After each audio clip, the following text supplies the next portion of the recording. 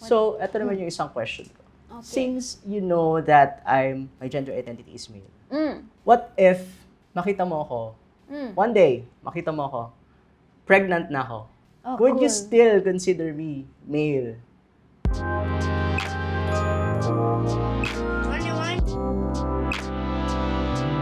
Hi, my name is Elise. I'm a bisexual cis woman. Hi, my name is Aiju, and I'm a trans man.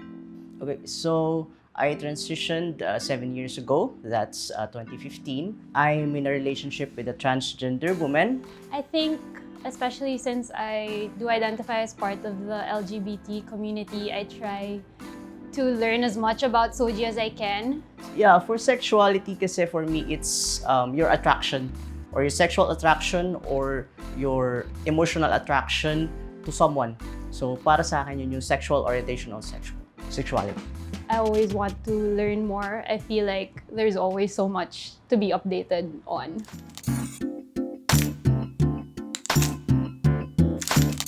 You were earlier. You were earlier. Oh. So, okay, I'm Aiju, and I'm a trans man. And you are a millennial. Yeah, like, I'm a millennial. I admit I'm a millennial. My name is Elise. I'm a bisexual cis woman, and my pronouns are she, her. Okay, so like I told them like I do have like a few friends who are trans, whether trans man or trans woman, and as there is more information coming along, I feel like things are changing. Like gender affirming surgery instead of before they used to say gender reassignment. I'm sure that I have so many still misconceptions about being like the trans experience.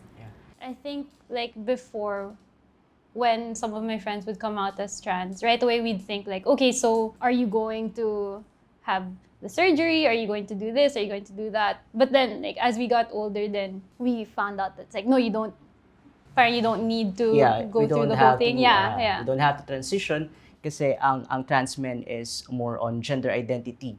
So if ako or some trans men hindi afford or hindi sila medically able na mag-transition, they can choose not to transition. So that's okay as long as you identify yourself as a man, you're still a transgender male. So for me naman, yung mga cis women is basically girls na nag-identify as girls. Girls na nagkakagusto sa male or sa opposite genders. Yun yung thought ko when it comes to cis women. I don't think na nagkakagusto sila sa female. Right. But, diba? But So, yeah, yun weird, right? Initial thoughts ko when it comes to cis women. Then, I mean, yung gender identity nyo is stick lang sa women kayo, or sa girls kayo. So, yun lang naman yung thoughts ko when it comes to cis women. Sadly, never have I ever been a part of an LGBT org. Ay. I don't know. That's one of my regrets. Like I'm not part of one. Are you That's okay. part of any? I'm an independent now. Before, I've been into organizations. What orgs were you part of before? That's Pinoy FTM. So it's more on transgender male na organizations. Maraming organizations na for transgender. Madami din mga orgs for bis. True. Yeah, Like diba?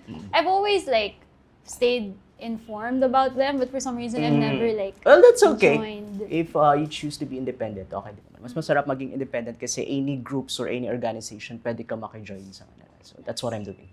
Open naman tayo lahat dito, no? Oh, go lang.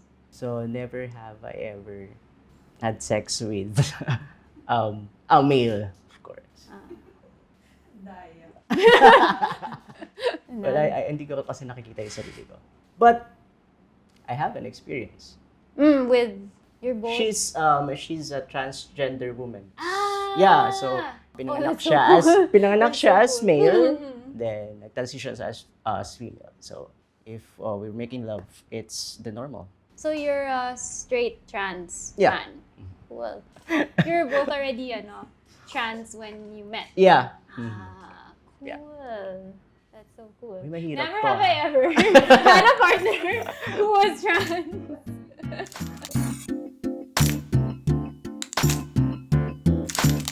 Like if I find your engagement photo, can I pick Yeah. it? Is that okay? Okay, I'm gonna look for it.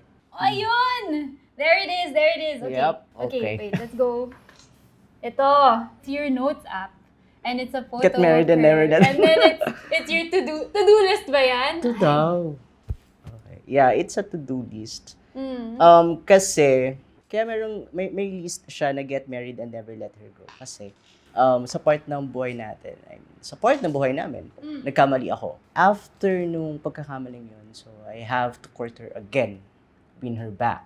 Kaya merong to-do list na get married and never let her go. And nangyari naman, yes, na-win her back naman siya. Na-win back ko naman yung ano. Ngayon, we're planning to settle down next year sa Ilocos and doon na lahat ng wedding preparations. So, Congrats. yeah. So by next year, 7 years na kayo? How'd you meet? FB. Facebook. Sa isang post ng common friend namin regarding this discrimination sa bathroom and sa workplace. Mm-hmm. So, doon kami nakita ko nag-comment siya. Then, nag-comment din ako. Love wins. Okay. And ikaw naman, bakit ka nag-cut ng bangs mo? I do that sometimes. Okay. So, may nakita ako. This one. Okay, so this is just the day that I cut my hair during the pandemic. I do this thing where ever since, because my mom has cancer, and ever since my mom got diagnosed with cancer, I've grown my hair out. And then as soon as it's long enough, I cut my hair. So yeah, so during the pandemic, there was an instance where my hair was long enough to cut. And then as you can see, I think it's because of the pin. I was like, I think he chose it because of the pin. I've worn this pin, I think since 2019. So I wear it every day, like no matter where I'm going. For various reasons, it's very important for me that people know. I want people to know where I stand. If there's anyone that's LGBT and scared that there's nobody else that is LGBT in the room, I want them to see my pin and be like, oh, she's like me or she's at least like an ally. And also if there's anyone that's homophobic and they see my pin, I want them to stay away from me. You know, I don't need any homophobic guys coming up to me and hitting on me. I want them to see this and be like, okay, never mind, you know. So yeah. So that's that. So, ito naman yung isang question ko. Okay. Since you know that my gender identity is male, what if makita mo ako, one day, makita mo ako, pregnant na ako, would you still consider me male? Kasi syempre relationship ko di ba, with the transgender. So, kasi we're planning to have a baby. If ever, okay, one day magkita tayo, like, I'm visiting an OB. Tapos makita mo, laki-laki na ng tiyan ko. What if, would you still consider me male? Yeah. Yeah, because you're male. Yeah, so I'll just congratulate you. But you guys are planning. Oh, yeah. And yun nga, yung first time kong mag-visit sa OB. Lahat ng pregnant woman na naka-line up. Siyempre ako lang mag-isa papasok. Balbas sarado. Like, tingin nila sa akin, ulo hanggang papa. Bakit? Parang ganon. Yung OB, hinanap yung nakalista na pangalan. Sir, asan po si Mrs.? Sabi ko, ako po yun. Ako yung magpapacheck. Yung titignan ka ulo hanggang pa, hindi siya komportable sa akin eh. Kasi syempre nga naman, magtataka din naman sila. I understand, magtataka sila, bakit papasok to? Hindi ba pwedeng mister lang papasok din sa or ganon. Pero hindi. So, isa yun sa mga na-encounter namin as trans men na hindi maganda sa feeling. Kasi nga, ina-identify namin sarili namin as male. Yeah. That's why I asked you. Yung feeling ko na lang na gusto kong magkaroon ng sarili kong baby sa partner ko, yun na yun yung nagpabago ng isip ko na hindi. Kasi yung identity ko na yan. Yeah, like Hindi ko na mababago yan. Ang maganda lang na fact is, I can still carry my own child. Yeah, diba? you and your partner I still have this fallopian tubes and whatever. Oh, that's so cool. Yep. Like a seahorse. Yeah, oo. Diba? Oo. The seahorse. Seahorse is a male. The male gets pregnant. Yeah. Yeah, parang ganun. Yeah, exactly. No, I know this because I've always joked about this with like any boyfriends that I've had because I don't want to get pregnant. And I'd be like, if you want a baby, you become a seahorse. You carry it. Bakit? Why? Why don't I want? Yeah, yun yung question ko. Okay. Why? A lot of reasons. But yeah, that's another interesting thing where people usually tie like the essence of being a woman is to give birth and carry a child and whatever. But it's not a dream of mine to become a biological mom. I'd be open to like adoption. I'd be open to. And I hindi like naman to masama. teach. I like to take care of kids. But I don't feel the urge to carry Yeah. a child. And And it's it's okay. a lot of. It's hard, ha? Oo. I have oo. so many friends that gave birth during the pandemic, and it's like Ang daming kailangan i-consider. pregnancy is hard. Mm-mm. And you know, you go through so much trying to get pregnant. You go through so Yeah. much during the carrying, and then syempre when you have to literally pee the child out of you. It's like a bowling ball. And then Yeah. there are effects after. Definitely it's super important to spread awareness and be an advocate as much as possible. Pero like sometimes does having that kind of public responsibility, is it difficult? Mahirap siya kasi wala ka nang tinatago na private life mo. Mm. Sobrang hirap nun. Pero as much as possible kasi ang tinatago na lang namin is yung problems namin. So, yung mga positive na lang yung mga sinishare namin o ina-advise namin. So that they can see that it can be like a positive and like a healthy. Yeah, like sa akin, Thing. since nakapag-top surgery na ako, most of the trans men kasi once nakapag-top surgery, most of them parang tinatago, nagpapaka-stealth sila. Which is sa akin, why nung hindi ka pa nakakapag-top surgery, open na open ka. Why does that happen? I don't know. So, choice nila yon and it's okay. Pero sa akin kasi, the more na ina-out mo yung sarili mo, the more na nakakatulong ka sa younger generation. Na ma-assist mo sila, paano sila magta-transition, paano sila gusto mag-transition, kung gusto nila mag-top surgery, sino yung mga surgeons na pwede nilang lapitan. That's true. Diba? So, yun sa akin, yun yung concern ko. More on the younger generation ng trans men. Na matulungan ko sila, mag-guide ko sila. So, ayun. Mahirap, pero kung makakatulong ka, why not? Diba?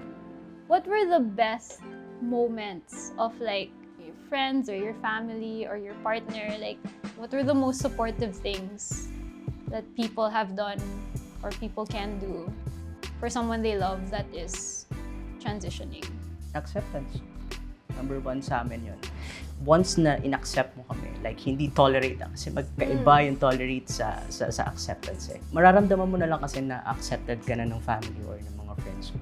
When someone is, behind your back or kahit ibang relatives yan, sinasabihan ka ng bad about sa transitioning mo or bakit mo hinayaan mag-transition like ganun.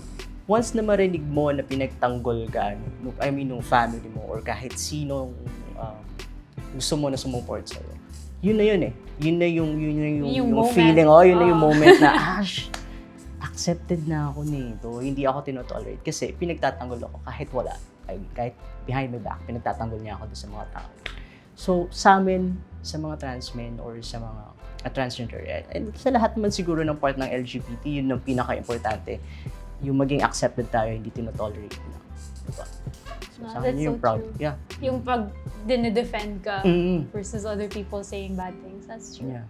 Okay, if ever na may encounter ka na katulad ko na transgender mo and your friends hindi nila alam or ibang kakilala mo na hindi nila alam na transgender siya. Paano mo siya ipapakilala sa mga friends mo? But he identifies as a Transgender male. Pero yung friends mo hindi. Paano mo siya ipapakilala sa friends mo? However, he introduced himself to me. Mm-hmm. Right? Kahit stealth siya or hindi siya open or ano. Yeah, it's not my story to tell. Sometimes din kasi I feel like even me, like as a bisexual person, namimili din ako who I want to reveal these things to. Ayoko minsan yung inuunahan pa ako. And I think like especially for trans men, trans women, who I don't know if they are stealth or if they're open about it. Na-experience ko siya, lalo na kapag, alam mo yung bagong kakilala.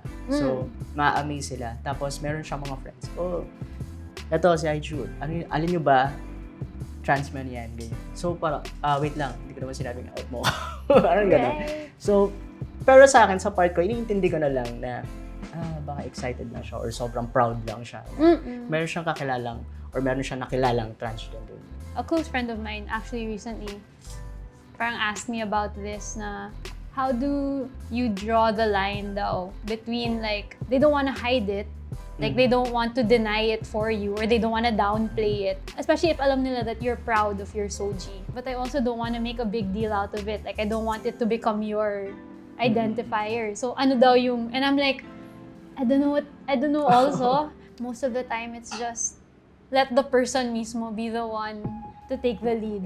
Parang kung feel niya mag-reveal, then okay. Thank you for that. I try. Yeah. I try. I think it was really educational for me. I wanted to be able to talk to someone that better informed me about the trans experience. Happy.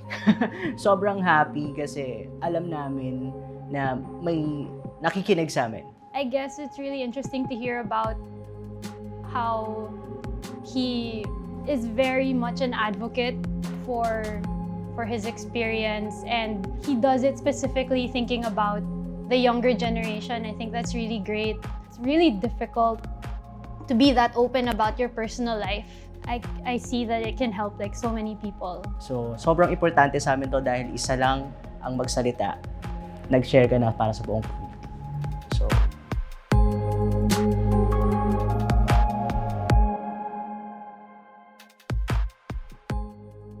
Hey guys! Yes. So we hope you like that video. So as you know, we've been creating content for you guys for the past year. But we've only been doing it part-time. Nandito po kami, kumakatok po kami sa mga puso niyo.